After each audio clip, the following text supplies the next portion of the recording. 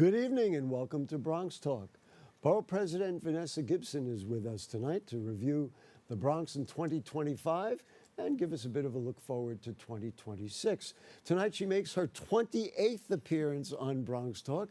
It's her 8th as Borough President. Let's get right to it. It's always a pleasure to welcome the Honorable Vanessa Gibson to the program. Nice to see you, Madam Borough Gary. President. Happy holidays. Happy holidays to you and to your staff who work so hard. I always say that you can always tell quality elected officials when they have quality staff, and you certainly do have that. Thank you. Before we get into a range of issues, I wanted to just get a statement from you.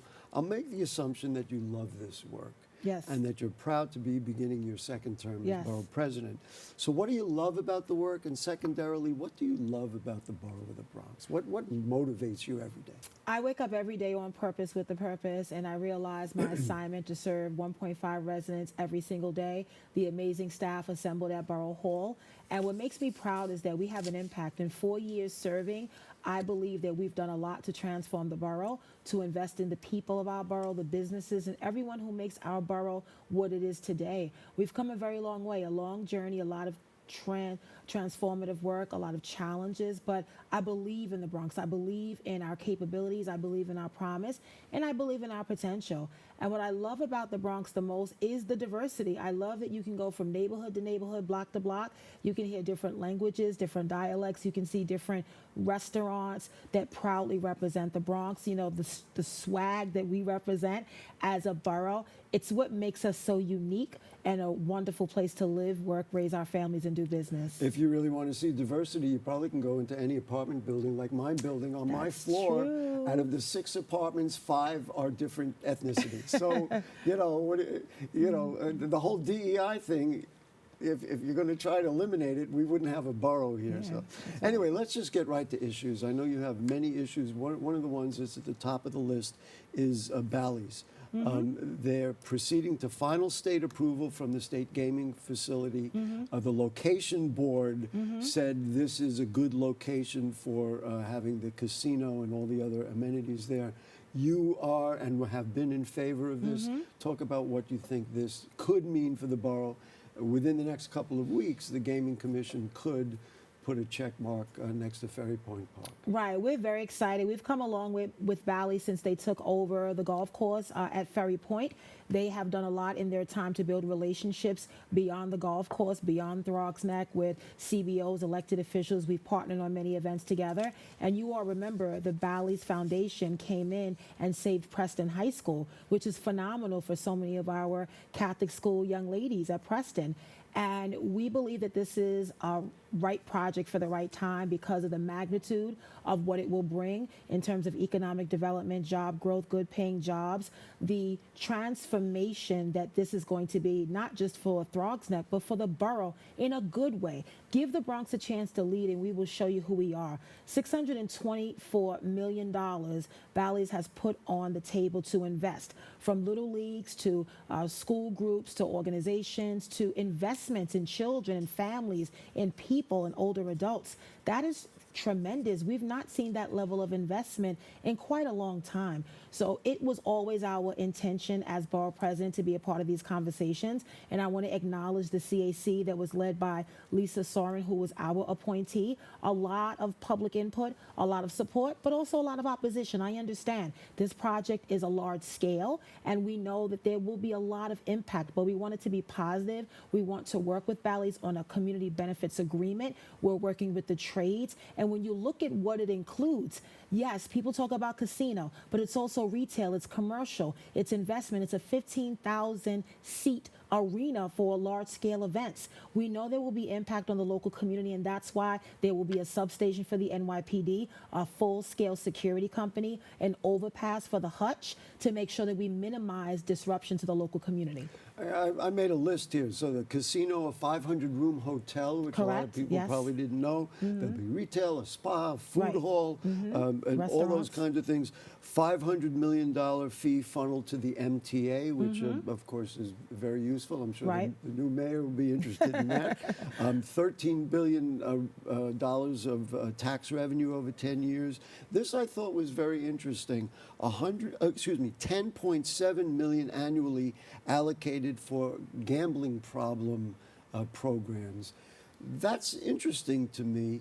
It starts to get into, there were people who say, look, why do we have to develop the Bronx Right. with gambling? Right. Which, of course, is, I don't know, I don't want to judge what it is, but it's obviously a growing industry.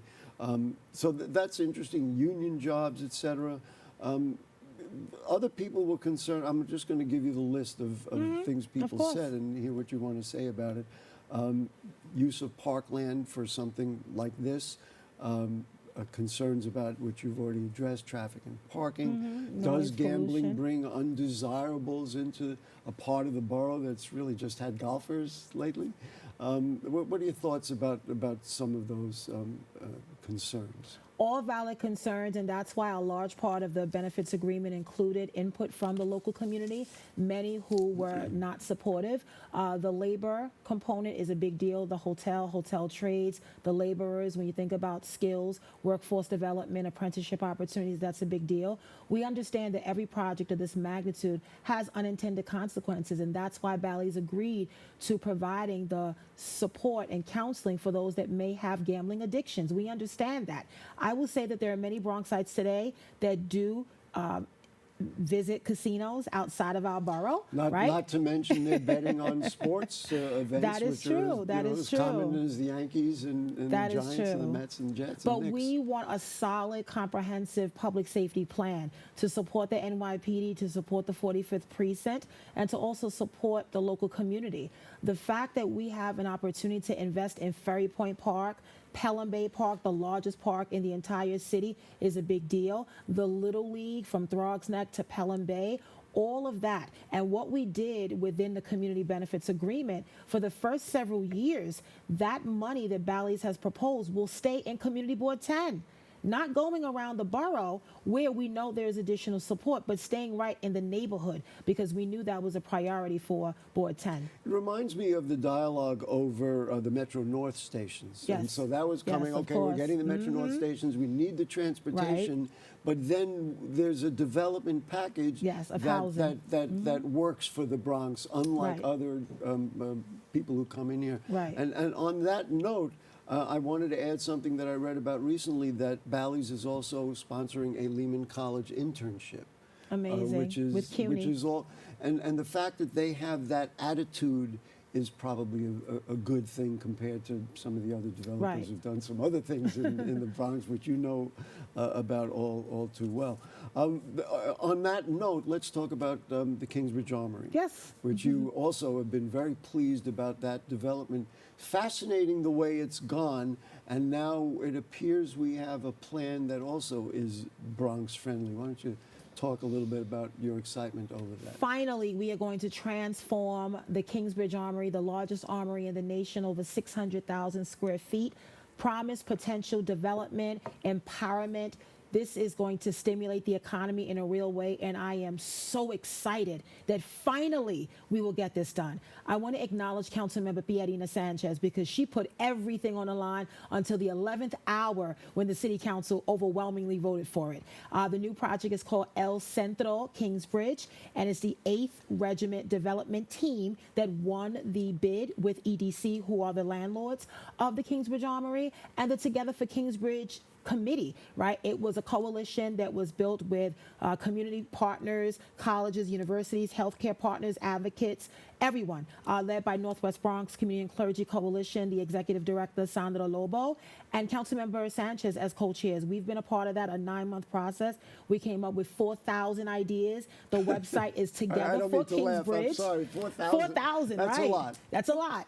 And we worked collaboratively with EDC, with the city. We designated about $3 million. The city council did about $12 million. Congressman Espaillat, a little over $1 million. The state came in $100 million from Governor Hochul and $100 million from Mayor Adams. There's a lot of momentum for this project. And people have ask me all over the borough, not even Kingsbridge residents, but what's happening with the Armory? It's been vacant, this beautiful castle, it's a It's been landmark. vacant. Look at all the purposes we've had, from COVID, distributing food, from the military base, all these different purposes, but now we will have a final plan.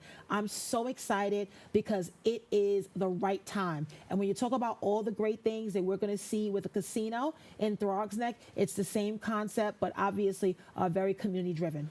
I was just going to ask you, are we now developing a new model on how big projects could be done in the Bronx? Because that Armory project, they had numerous Yes. listening sessions, and here, I guess that's how they got 4,000 This is ideas. the third time. So this seems to be a very an effective way of doing things in the Bronx, where things used to be always top down, and now maybe ground up. And Right. do you see it that way? It is precedent setting because it's the third time around. And For why, the Armory. For the Armory. Why will this work? Because we have a development team that aligns with our priorities and what we want to see at the Armory. There's 25,000 square feet of community space in the Armory, and there's a component that Northwest Bronx has agreed with the development team to have ownership within this project. That has never happened before, Gary. You And so saw I that Gary want- smiled when you Right, said that. never happened. But I think it speaks volumes to public-private partnership, to project labor agreements that guarantee union wages and union jobs, as well as community benefits agreement that is driven by the community. I love the tone of the way this is done, because and just like the Metro North stations and of course the Bally's, that if you're going to come here to do something That's right. big and benefit That's from right, it, be a neighbor. then we got to partner as well. That's right. Just out of curiosity, first of all, I was surprised to hear that there's going to be housing there. Yep, phase 2. Which of course, if NWBCCC is involved, it'll be housing for Bronx people. But what else in there? I mean, I'm always thinking about an arena. You mentioned the 1,500-seat arena in the East Bronx. Get our high school kids to play championship games in an arena. Boy, that's exciting to me.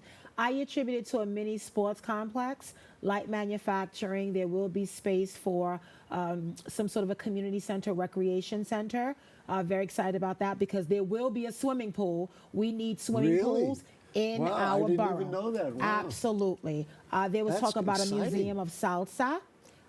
There are conversations with Live Nation, with Asphalt Green, the YMCA. There are a lot Wow. of This is partners really that are exciting. in these conversations. Nothing is final just yet because we want the right tenants for this project, but a lot of conversations have already started. And phase 2, as you mentioned, is 195th in Jerome. That will be affordable housing under HPD.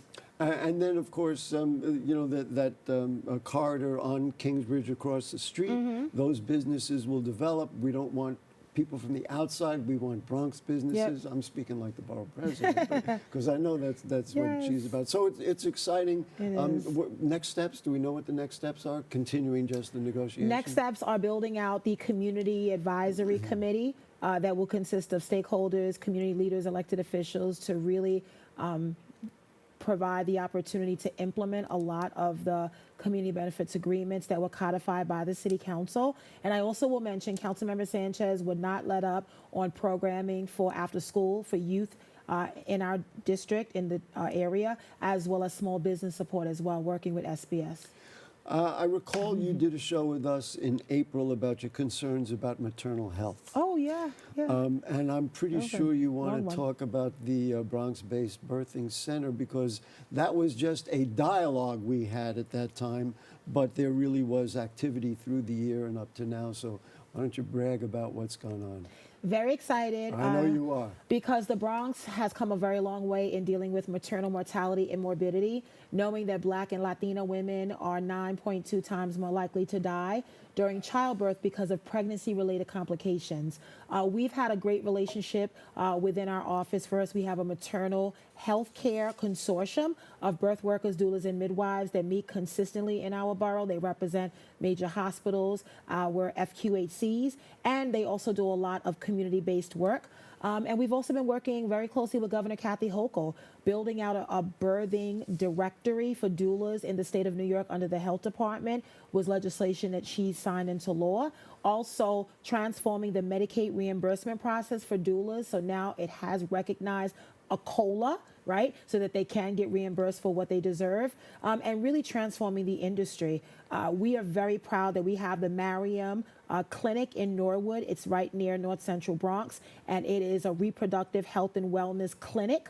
It is a beautiful space that serves mothers and expecting mothers today, and we thought that would be the perfect start on what a birthing center could look like, knowing that the Bronx was the first that ever had a birthing center back in 1988 with the Childbearing Center Wow, of Morris I did not know Heights. that. Absolutely, and it lasted for 20 plus years, and it closed in the early 2000s. We only have 2 birthing centers in New York State, one in Buffalo and one in Brooklyn. That's it. Wow. And now we're going to get one in the Bronx. To me, part of the development here and part of the advancements here are just having the dialogue. The fact that you came out to speak about this, to me, that's a good thing because it creates the kind of awareness.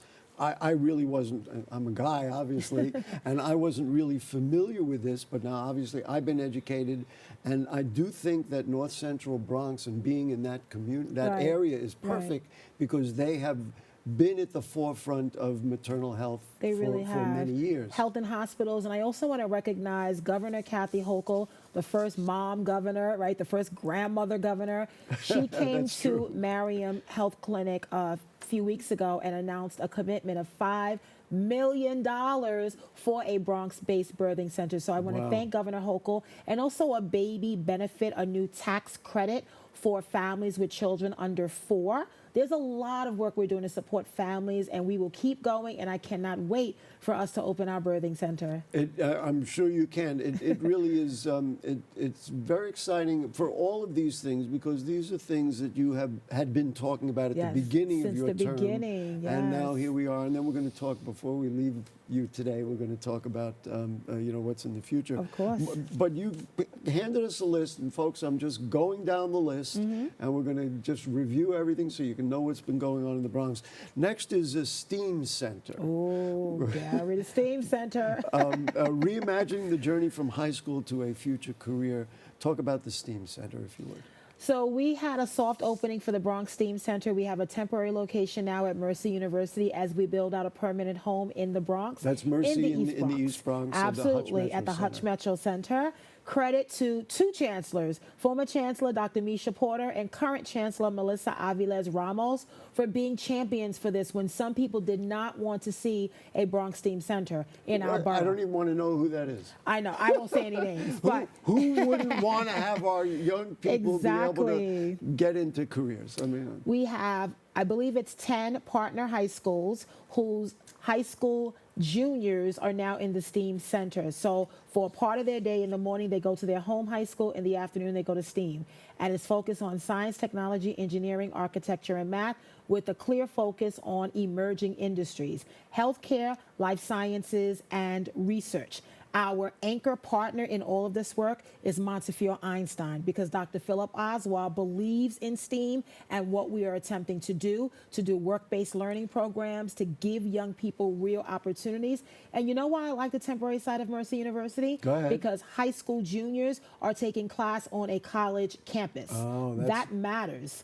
And again, so many hands in this, and how I got to know the Bronx STEAM, work was because I visited Brooklyn STEAM, the first STEAM that opened in the city. It's at the Brooklyn Navy Yard. They're the partner there. And I spent about 3 hours with my team, and I said, this is amazing. It's beautiful. But we want to design Bronx STEAM in our own way. And of course, if you look at the Hutch Metro Center, Simone Development, Montefiore Einstein, Mercy, Albert Einstein College of Medicine, all of the healthcare They're and life all right there. sciences, all right there. So why not look at a Bronx STEAM Center? I think it's extraordinary, and what I have said since the beginning of this program 31 years ago, every neighborhood, every parent says to me, gee, what are my kids doing after school? How are they going to get from Right. where they are? Even if I get them to attend high school and Exactly. junior high school, how are they going to move on? And now, of course, if we inspire them at this point in their lives, well, then maybe we'll get the kinds of results Yeah, that we'd very like. excited. There's another thing which your office presented to me, and I'd never really heard about it, and so I did a little research so I could have this conversation, and that is this notion of DRI, which is Downtown Revitalization Initiative. Now, for many years, they called the hub Downtown Bronx. Some people liked it, some people didn't. I'm not going to get into the words, but talk about the $20 million of DRI funding and where it's going and what it's going to mean, presumably, for that part of the Bronx. Right. So the governor has regional economic development councils, New York City being one council. And each year we have different rounds. So many years ago, 2018, we got money in one of the DRI rounds for the Lower Concourse area. And in 2024, we saw that round 8 was coming up. And we said, let's apply. So my BXCDC arm of the office, we applied for round 8 for the $20 million.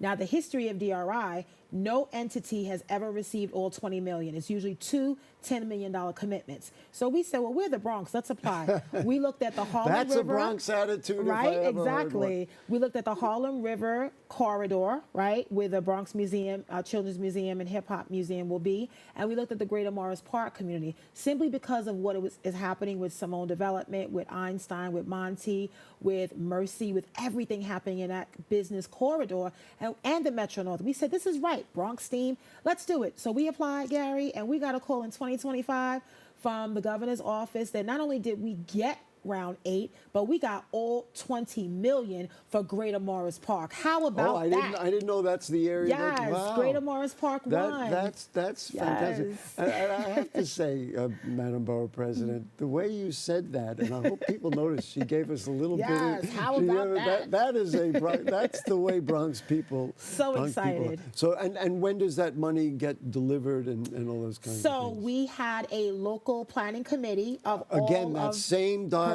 correct. about how to Yes, put communities yes. together. I like So we this. had the Morris Park, Van Ness, we had the business improvement districts, we had Lisa Soren and I from the chamber were co-chairs of the committee, BXCDC, and we met every month for several months. We got all of the recommendations, about 32 different projects, from park upgrades to public realm to artwork, everything. Wow. And we came down to the priorities of what we thought was best with 20 million, because of course the 32 projects was over 20 million, but we submitted all of our recommendations last month to the Department of State and ESD, Empire State Development, and now we're awaiting the final report. But can I also tell you, for the course. Bronx, round 9 is now up. Here we go. And guess what we did? We applied for round 9. I did a huge presentation this Wow. week. Harlem River is still on the table, but now we added a new corridor, and that's the Greater Fordham Road corridor. Whoa, the longest Yes. the longest shopping Fordham Road, district Kingsbridge, in the Belmont, city. everything. Excited. Wow, that is very, so that's the first tip on what we're looking for Yes, for 2026. yes. There was a note that came up in the materials that were sent to me, and it had just one word: tourism. Mm-hmm. I don't think any of us, other than Yankee Stadium and the Botanical Garden and the zoo, of course, think of the Bronx as a tourist destination. Is it a destination? Is there a way to capitalize on all the other great things in our borough and use tourism as an advantage for us? Absolutely. And I'm so glad you raised that, because I think tourism is a global phenomenon, from the Hip Hop Museum to Orchard Beach to City Island to the Bronx's Little Italy to Pelham Bay Park being the largest park in the city. We want to And I'm increase sorry, tourism. I've got to add Van Cortlandt Of Park. course. Oh, how can I forget Van Cortlandt and Park? the enslaved burial ground, which Yes, is now in the third African largest burial park ground. in the city. You know I got to add Of course. that. Okay. And so let me add Hunts Point There you and go. the Food Distribution Center. There we go. Okay. We have a lot of beautiful cultural institutions, historic landmarks and places and parks and playgrounds and colleges and universities. We have a lot. I want to boost tourism in a real way. I want visitors to come to the Bronx for more than a Yankee game, for more than a visit to the New York Botanical Garden and the Bronx Zoo and Wave Hill and Bregones Theater and the Bronx Children's Museum. We want them to see everything that we see. We want them to shop local, eat local, dine in our restaurants. That's why we have Savor the Bronx that we're doing every year. We want to boost tourism in a real way, because businesses deserve the traffic, they deserve the business and the consumers. So a large part of our agenda in 26 will be the Bronx as a global destination for tourism. When I have friends who come to visit New York, or people I know come to visit New York, and of course they go to Manhattan, they see Yes. Times Square. And Broadway show. It's not my job to promote Manhattan right now. And I always say to them, please come to the outer boroughs, come to the Bronx and see how we live. They have no idea who we are. Yeah. To me, all of what you say sets a new tone for the borough of the Bronx, which is so needed and so healthy. I want to get to some rather serious issues. There was a spate of shootings in the late summer in the Bronx. We had D.A. Clark on the program talking about guns and where they come from, et cetera. You were the chair of the Public Safety Committee in the City Council. How do you view crime in the borough of the Bronx now, and of course the fight against it to keep us all safe? Right. So I believe in the great work of the NYPD, and I've worked with every commissioner since I've been elected. I work with our borough. I am advocating along with elected officials each academy class to get as many new cops as we can to our borough, because we know the presence of cops is also an important component of public safety. I've allocated about $1.5 million over my time for security cameras for the NYPD and sanitation to curb illegal dumping. And I believe in the work that we're doing. I believe in Credible Messengers, the anti-gun violence work. We work with all of our groups from SUV, Guns Down, Life Up, SOS, RTG, everyone I work with. And I have worked with over the years, given more support, mobile units, clinical services, as well as counseling, because we know that in order to address public safety, we have to offer young people jobs and real programs. I believe in all of that. We've done gun buyback programs and initiatives with DA Darcel Clark, and I believe in the direction of our city. And I think our incoming mayor also agrees, which is part of why Jessica Tisch is remaining as our police commissioner. Numbers matter, but people matter as well. And so the presence and the perception of safety are sometimes two different phenomenons. So yes, we can say the city of New York is the largest, safest city in America, but we still face violence in our borough. In the 7 major crime categories, we've had our ebbs and flows, decreases, we've had, increases, a lot of it, whether it's narco-related, drug-related, domestic violence, traffic violence, the crews that we have. I won't say gangs because a lot of them are crews that operate in our borough. We've had a lot of that and far too much. It is not a day in this borough that I don't meet someone, Gary, that is affected by gun violence, that's lost a child, or, just dealing with gun violence as a whole.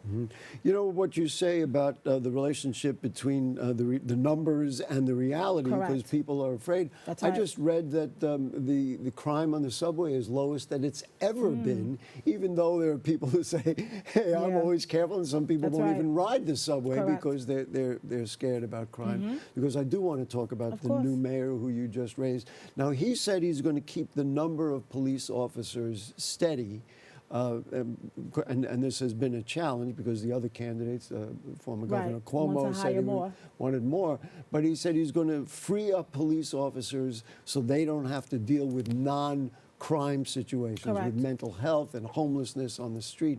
Do you like this idea? Is he on the right track? Or I know you want to see more cops in the Bronx, but is the numbers thing of police officers troubling to you? Right, the number of police officers. I think it was 35,000. That's been the number, 35,000. The challenge is we're not hiring as many new cops as we are losing them through attrition and retirement. And so there's always an imbalance because of that. We are doing better on recruitment, but we still have a long way to go. And if you understand the balance in this work, I agree that we have to look at preventative measures and other agencies to take over when it comes to mental health, when it comes to street homelessness, when it comes to the real issues that individuals are facing. Unfortunately, because of the system we're living in, they do not get support until they get arrested and get into the criminal justice system. And that's backwards. It's a waste of money. Yes, police officers should focus on major violent crime. Absolutely. The idea of a new Department of Community Safety, I want to understand a lot more from our mayor on what that looks like. And now with his transition committee, there are a lot of folks on there that I know, but I also don't want it to be perceived as anti-police. Right, that's the challenge. If you and are it's talking, a challenge for him, given his if you're talking about statements. preventing crime and holding police, just like everyone else should be accountable, it shouldn't be perceived as anti-police. And so I want to make sure that we, curb that language and support the NYPD yes, hold them accountable, but we have to hold ourselves accountable too as elected officials. And so I take ownership as borough president on what happens in this borough. I take it personal when children and older adults are victims of a crime, the robberies and all the things that we've unfortunately seen. I take that personal, and I'm always thinking about what I can do better as a borough-wide elected official, just like Darcel Clark. You know, people sometimes don't know. We lose sleep over this because we're the ones at the vigils helping to pay for funerals, relocation, relocating kids into a different school district. Those are real issues, Gary, that families face. And sometimes we don't acknowledge that trauma is a real healthcare issue that we have to address. That's actually a very interesting point. Trauma. Let's just talk about the new mayor. What are your thoughts? Are you encouraged? Are you concerned? Are you cautious? How do you view Zoran Mamdani? I am excited about his leadership. I think he has ignited a wave of inactive and young voters, new voters, for the first time in decades. The fact that he got over 1 million votes as mayor is incredible. And I think it speaks volumes to the direction of the Democratic Party and where we're going, right?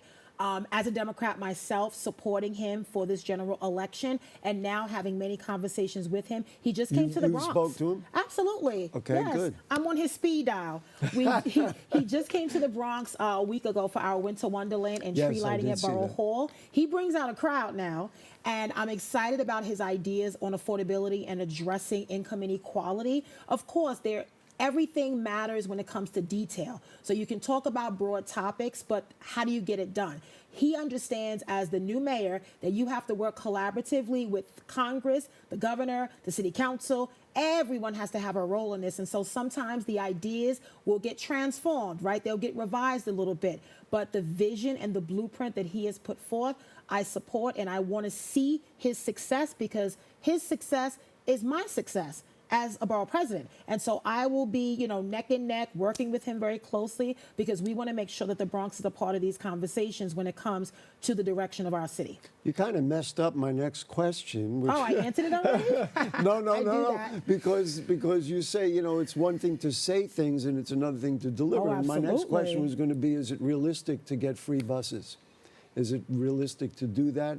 Is that one of the things that come up freezing the rent, and campaign? How do Millionaire's tax. How do you? Taxing the 1%. It still hasn't worked. It hasn't. What do you think about those kinds of things? You think they're realistic, and are they goals you'd support? Right. I think all ideas have validity. I think his goals are realistic. I think that it has to be real collaboration and partnership of understanding some of the outliers in these conversations. You have to work with unions. You have to work with stakeholders, elected officials.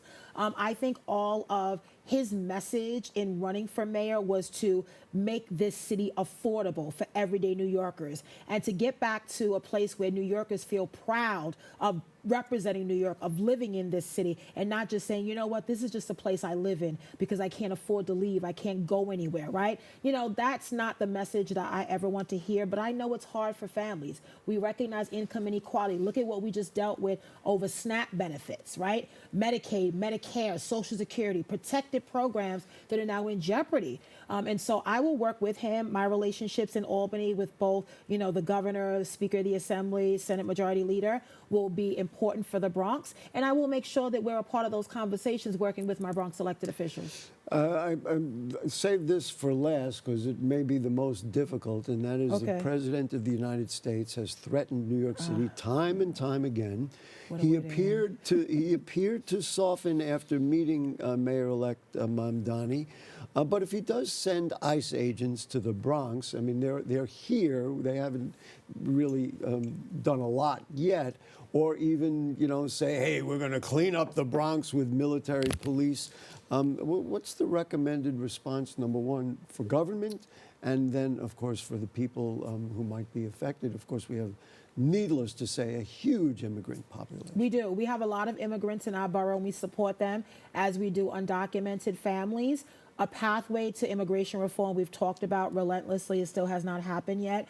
There is no place for ICE in the Bronx nor the city of New York. And I stand with Mayor-elect Zohran Mamdani. He did a PSA recently that sent a message to the immigrant community, and I have done a lot on hearings and know your rights trainings for many of our immigrant families, because I want to assure Bronxites that everyone has rights. You have a right to ask questions. You have a right to know who is coming into your home, into your spaces. I think what's most troubling about this entire conversation, Gary, is that the immigrant population is willingly going to 26 Fed Plaza. They're going into immigration hearings as they should, and they're getting taken.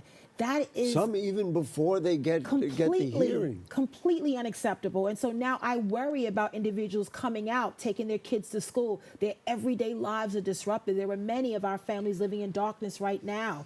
And we have to assure them that they have rights. And we do that by educating them, by sending a message that we do not accept ICE's presence at all in this city. We do not want the NYPD to cooperate with them at all. And we stand with our mayor. And I think we have to organize. Of course, we have to hire more lawyers. That's a big deal, because we want to give residents the assurance that we're standing with them.